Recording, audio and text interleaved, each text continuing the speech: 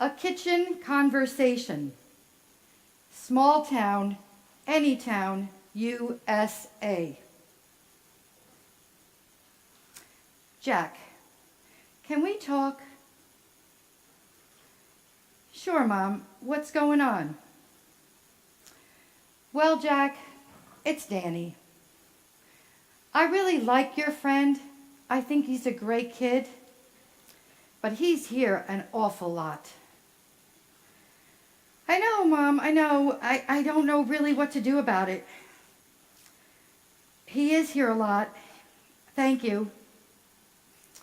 Jack, I need to make some changes. The kid is showering here, having dinner here every night. Maybe tomorrow night we could have dinner. Just our family, a family of 5. Could we make that happen? I really need that. It's been a while. All right, Mom, I'll do my best. I'll do my best. Well, the next night came, and Danny was at the dinner table. He sat down, he had dinner, and when the meal was over, he left. At bedtime, or thereabouts, Mom said, Jack, I just asked one simple thing. I asked that your friend not be here for one meal so we could be a family of 5. It didn't happen. I know, Mom, and I feel bad. His life is not easy, and I just couldn't tell him he couldn't come. Well, what is the deal, Jack? What is going on with Danny? Mom, Danny lives behind CVS. Our CVS. Our Goshen CVS. Well, that night, Danny stayed where he was. But the next morning, Mom went shopping. She bought a bed, and she set another place at the table. And that place at the table stayed for a few years. And she got Danny through high school, and she changed everything.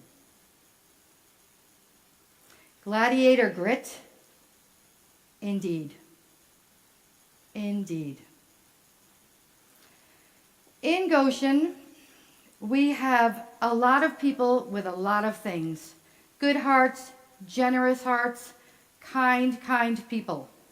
We have people that have it easy and can just make easy decisions all the time.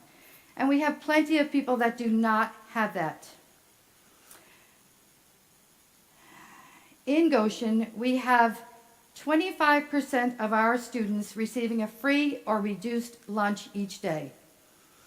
That lunch is a beautiful thing on the days we have school. But on the days we don't, snow days, holidays, summer, it must be really difficult. 25% does not seem like a large number when you compare it to a school district which has 80% or higher free and reduced lunch. But that 25% is 1 in 4 of our children. 1 in 4, in this case, 761 of our children. We need to help those kids. There are easy ways to do it. Your kid has a field trip slip? Send it in for 2 people. Buy an extra yearbook. Your teachers are doing it, your staff, they're making a difference every day. We need to do the same thing. A few weeks ago, I went to a dinner party at my friend's house. It was a beautiful home, beautiful friend. There were 16 people in the room. The hostess casually brought up the $5 generosity challenge. It turns out 10 of those 16 people had not heard of it before. So she asked me to please discuss it and tell them what it was. Now, these are connected people in Goshen. And I was thinking that my children said to me, a few of my children, whatever you do at your TED Talk, don't discuss that challenge. People are sick of it. And I said, okay, I won't. One of my kids was like, are they crazy? You got to do it. the young one. So anyway, I said, okay, I told him. So this is what happened.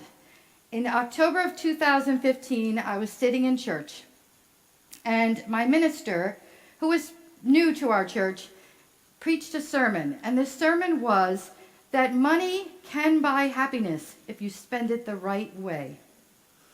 And so at the end of the sermon, she gave us all an envelope. It had $5 in it. Now, I am a little competitive, and I looked at this $5, and my first thought was, ay, $5? But she gave us instructions. Take the $5 and go out and share the love of Christ. Spend this money creatively, compassionately. Think about it. 2 rules. Don't spend it on yourself or your family, and if you can't spend it, put it back in the offering dish. I said, okay, I'll make a pot of soup for a family of 4. I'm still in the church pew, and I know I'm making this soup. And I said, I can't make it with $5, so I'll put in 5 of my own. I'll get 2 of my girlfriends to put in 5. We've got 20. We've got soup. But I told you I was a little competitive. So I started thinking about it a little more, and I'm like, I want to make this money grow. And she didn't say I couldn't. So I went to my friend Facebook, and I challenged 98 of my friends to join me and the church in giving $5. And within 4 days, I had 170 friends pony up the money. So now I had about $900, and I was really happy because I am competitive. And I took this money and I sent $250 with the advice of a few friends to the soup kitchen. But even if they said don't send it there, that family needed soup and it was going there. So $250 to the soup kitchen, $250 to People for People, and $250 split with healthy snacks in the nurse's office here and at the high school. Those nurses feed a whole lot of kids. So now I have a little money left, maybe $150 or so. I give it out a little bit here as the Spirit moves me. And one of the people I gave it to was pushing a shopping cart down 211 in Middletown. And I just got a higher power telling me to stop and talk to that woman. And I talked to her for a good 20 or 30 minutes. We were friends at the end of it. Turns out the minister's name is Susan. My name is Susan. And that woman, Susan. Divine intervention, it's everywhere. So I kept $5 and I went on Facebook and I said, would anyone like to use this seed money and continue this Goshen Generosity Challenge? And luckily my friend Debbie was on there because immediately she said, I got it. And she raised $1,000 for Catholic Charities Drug Prevention Program, which is local. And she did that quickly. And then my friend Lisa took her $5 seed money and raised $500 and bought board games and toys for the Youth Ending Hunger food baskets. And someone else did it in January and February, and it kept on going. Probably about October or so was our last challenge. And in November, I was sitting at a beach in Florida, and I was thinking about this, and I'm like, it's December.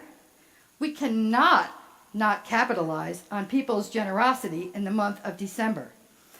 So I called my girlfriend and I said, can we do this if I don't have a place where the money is going, where it's just up in the air, but we'll figure it out after we get their money?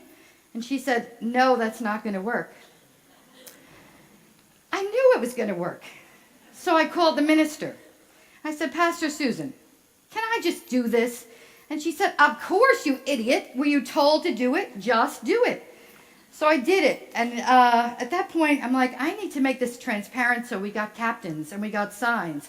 And the captains all bought a sign for $20. And we put them all over Goshen. And we raised $3,500. And we gave that out in envelopes under people's doors and quietly in their prescription medication packet at Baxter's. And we made it happen. And they didn't know who did it. Anyway, it kept on going, to the point where at this point, 3 years later, this past January, we had raised $44,000 and given it. Thank you. Thank you. The point is, we raised the money, but we took it from you.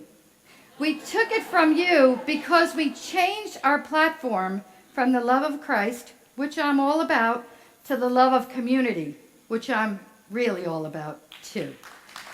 And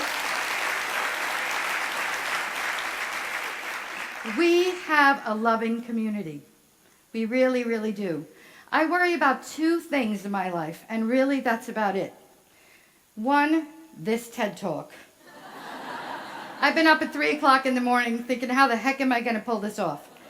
Many, many nights. The other thing I worry about is when I get a harebrained idea and I bring it to you guys and I think to myself, I am annoying them again. But I know you're going to help, and I know that we're a team, Team Goshen, and every town needs a team. And Mr. Rogers, he said, look for the helpers. Nope. Be the helpers. Be them. Pay it forward. Go make a difference. Be Jack. Help Danny. Be Jack's mom. Start today, every day. Go make a difference. Thank you, Goshen.